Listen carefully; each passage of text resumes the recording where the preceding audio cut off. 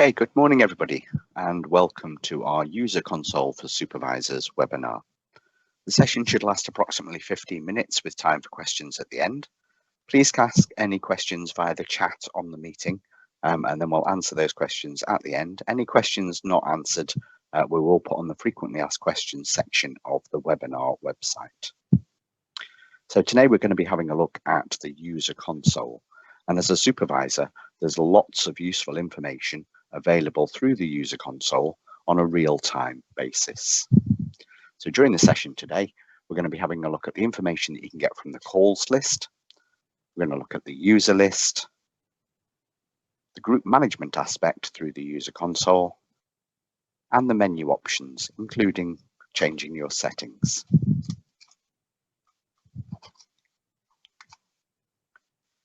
To access the User Console, you can either go via the single sign-on window, which will give you your usual access, and you can access the User Console from the right-hand side via those boxes. Or if you're already logged into another console, if you use the menu just next to your initials, you'll be able to navigate directly to any of the other consoles that you have available.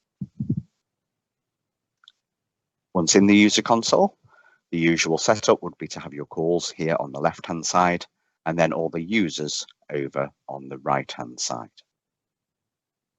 You've also got all the statistics boxes across the bottom of the screen, and we'll have a look at those when we'll have a look at the menu section. The calls are all have icons to tell you exactly what's happening during that call. So at the top call here, we actually have an outbound call, which is denoted by the phone and the little outbound arrow.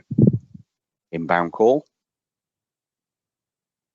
We have a video call that's been answered, so that shows in green, whereas a video call that's been missed will show in black. An inbound call answered will show as green, whereas call missed will show as red. You'll also be able to access the call recordings through the calls list. Any call recording for a call, remember, is audio only, so it doesn't record any video at the moment. There are some extra icons that you will see down this column as well. So we also have the envelope for voicemail messages. If you see a queue, that means that QBuster was activated and that particular patient requested a QBuster callback during the queue. If you've made an outbound call that's not answered, you'll see a red phone with a strike through it. And an abandoned call will just show as a black phone. We're going to look at the difference between missed and abandoned when we look at the statistics boxes. You can also see the duration of the call on the screen, and if you hover over it, it will tell you how long that person was in pre-talk, and pre-talk time includes any queuing time that that patient's gone through. Obviously, we're looking at the training database here, so our pre-talk times are fairly low because we answer our calls quite quickly whilst we're in training with you guys. You'll also be able to see how long that particular call took, with the talk time here showing on the screen as well. Now, these durations are all exactly the same length, but if you look at the dark patches within the duration, that's the actual call, either pre-talk in the red or talk in the green or blue, depending on whether it was an inbound call or an outbound call.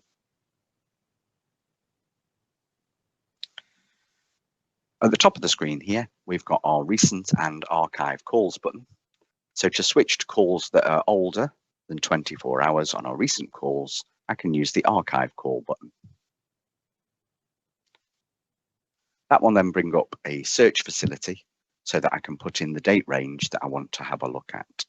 Just by clicking on the date range, we'll then give you options. So we can look at today's calls, we can look at yesterday's calls, last 7 days, 30 days, a month, or last month. Or you can use the custom range, which is what I'm using here. So I've selected my dates from the 5th to the 12th of May. I could also add in times here, so that if I knew the call happened at around 10 o'clock, I could start my search just before 10 and end it at 11, so that I've only got a few calls coming up in that particular search.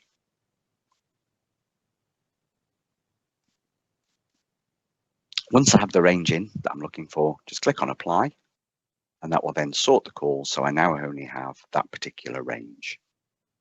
I can also add filters to the calls by clicking on the filter icon, so that I could see just inbound calls or just outbound, internal or external, answered, missed or no answer, abandoned calls, or any calls where they've left a message on voicemail. I can also search using the icons at the top of the calls list here by clicking on the magnifying glass. That will then bring up a search box for me, where I can input either a name or a number, depending on whether that the name is within the directory.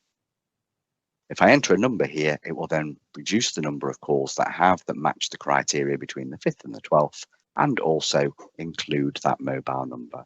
And you can see all the calls listed here. I can then export that data using the export button at the bottom of the calls list here. That will export into a CSV file, which you can then open using any spreadsheet viewer that you need to use. If we then move over to the user list, we can see all our users here, and on my screen I usually have them split up into the groups of the types of calls that they take. If I hover over someone's name, it will show me as a supervisor how long they've been in that particular state. So I can see that Donna has been available for a call here for the last 23 minutes. I can see Joe is in Do Not Disturb, and I can change the state of Joe if I know that actually she should be available to receive calls, and I can see her at her desk. If I click on Joe's name, it will open Joe's contact details. I can see that she's in Do Not Disturb status, and as a supervisor, I can change that status so I could move her back into available if I needed to. That will then change Joe on the user list, and if there are calls queuing, those calls will now start coming into her straight away. If Joe wasn't going to be taking appointments calls for a while, and I needed her to focus on the other types of calls that she takes, or indeed to do admin and not be taking any calls at all, I can change the group that Joe is in without having to visit either the configuration console or the service delivery console, just by clicking on Joe's name. And I then have the groups that she takes calls for. So if I want to remove her from that appointments group, I can merely click on the appointments. And when I close that, it will remove her from that team temporarily. So in the background, she's still in that team, but the system is no longer looking for her to take a call on behalf of appointments.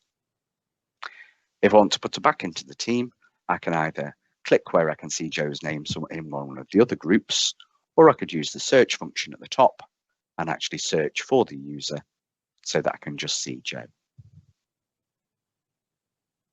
If I want to put her back into the appointments queue, into the team, I can click on appointments, and that will then pop her back into that team.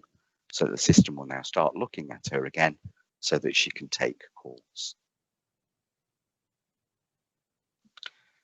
Finally, we're going to have a look at the menu section, which is just next to your initials up at the top, and it's the 3 lines here.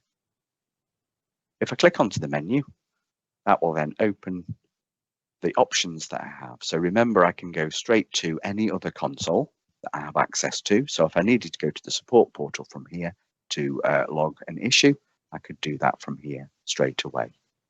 I can also go into the service delivery console or directly into my reports console from here. We're going to be having a look at the settings section at the moment, though, so that we can change the setup of the screen and the information that you can see on there. So when I click onto settings, that will then open up the settings menu, and we have our appearance, stats boxes, calendars, softphone, and then we have the other tab. On the appearance tab, I can change how the screen is displayed, so whether it's a full screen view.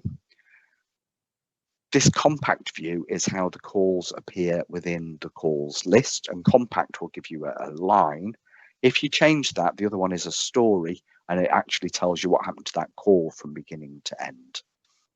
But compact is an easier view to see the calls on the screen. I could also change the number of calls that I have on the page. So it's defaults at 15, which usually works for a small monitor. You can see with my screen, though, I do have a bit of extra room at the bottom of the screen. So I could increase the number of calls per page to maybe 20, which will then fill the screen for me. I can increase that as much as I want, and there'll then be a scroll bar on the calls that I can scroll down if I need to.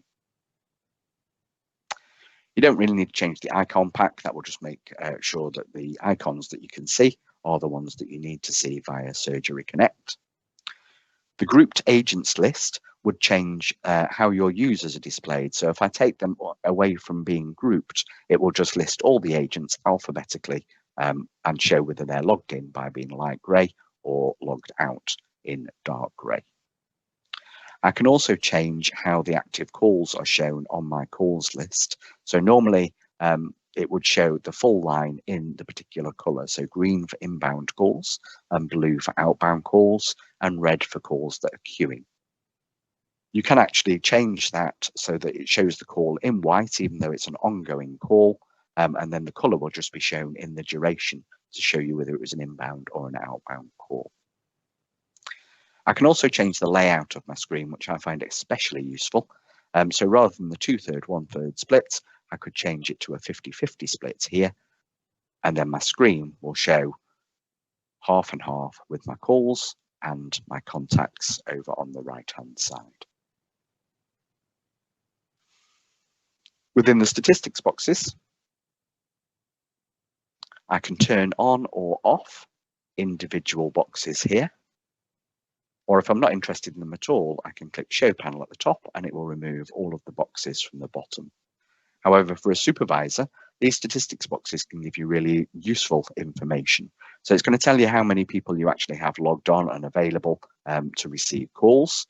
You can actually click on that box as well, and it will filter all of your users. So it only shows the users that are then logged in to Surgery Connect. If you click on available users again, it would then show your logged out users as it would do normally. You'll also see how many people that you've got currently ringing into the queue, how many people are currently in the queue, and how long the longest person has been waiting. You'll then get some call summary, so you can see all of your inbound calls. So that'll be a total of the calls that you've had in. You've then got the total of calls answered. You can also see your missed calls on the statistics boxes. So missed calls, remember, are calls that have gone through your call system and they've gone into the queue at least and possibly about to be delivered to a receptionist in order to answer that call. The patient has then put the phone down during that queue, and that is a missed call. You can also see your abandoned calls. Abandoned calls are slightly different than missed calls. So they are when the patient has rung up, heard it's the surgery, and then put the phone down. You'll find that you may have quite a few abandoned calls just before you open, where patients are trying to get through the call queuing system before the call lines actually open, usually at 8 o'clock in the morning. So you might see quite a few abandoned calls just before 8, where people are trying to get into the call queuing system before it's opened there. You can also see what your average talk time is, so how long it takes on average to deal with a call. And then you can see what calls have been queuing for under a minute, between a minute and 5 minutes, 5 minutes and 10 minutes, or over 10 minutes if your queues are particularly long. You can also see how many outbound calls you've made, as well as how long the average queue was during the last hour. Your standard queue, obviously, is your physical queue that people will be queuing in, and that will tell you how long the longest person has been queuing currently in the standard queue. If you have Queue Buster activated, then there's another 2 boxes that you may want to use, which is how many people you've got in your Queue Buster queue, and also how long the longest person has waited in that Queue Buster queue. So with the statistics boxes on the screen, you can see a lot of real-time information, and it will help you manage what's going on within the practice. Our next option is our calendars.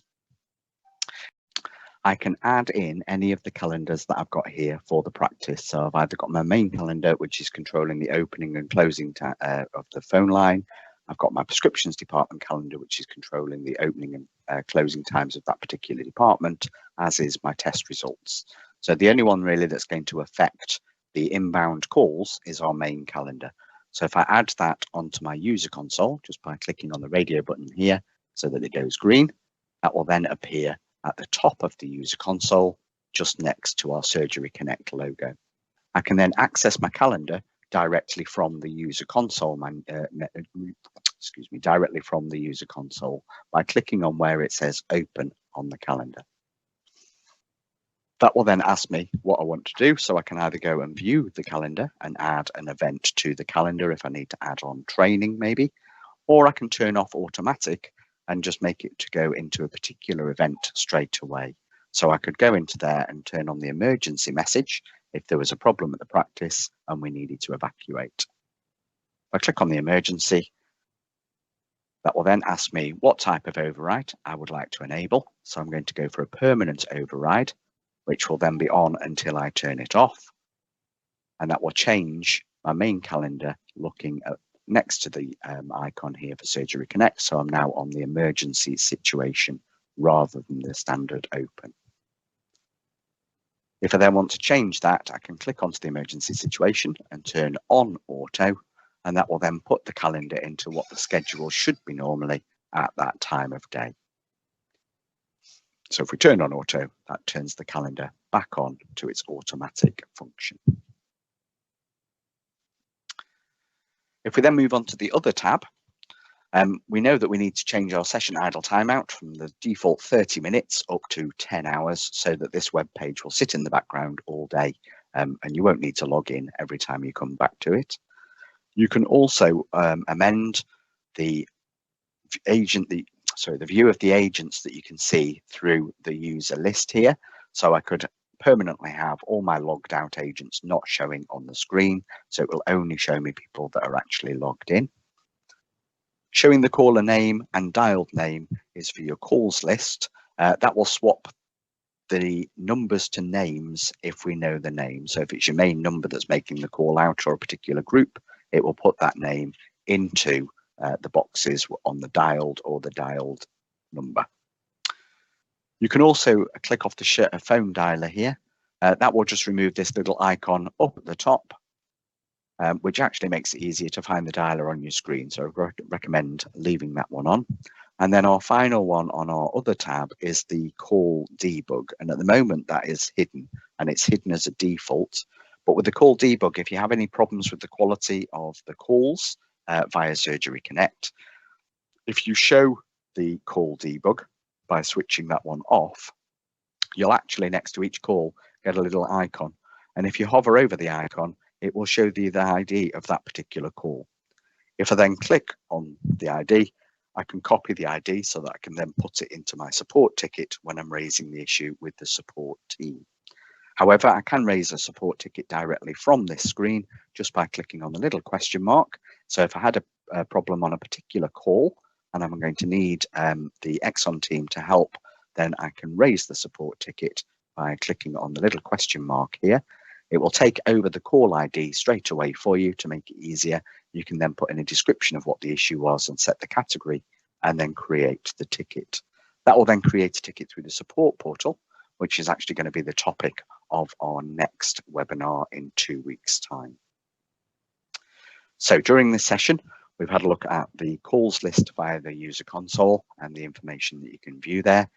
We've also looked at the user list, group management via the user list, and looking through the menus, including the settings there.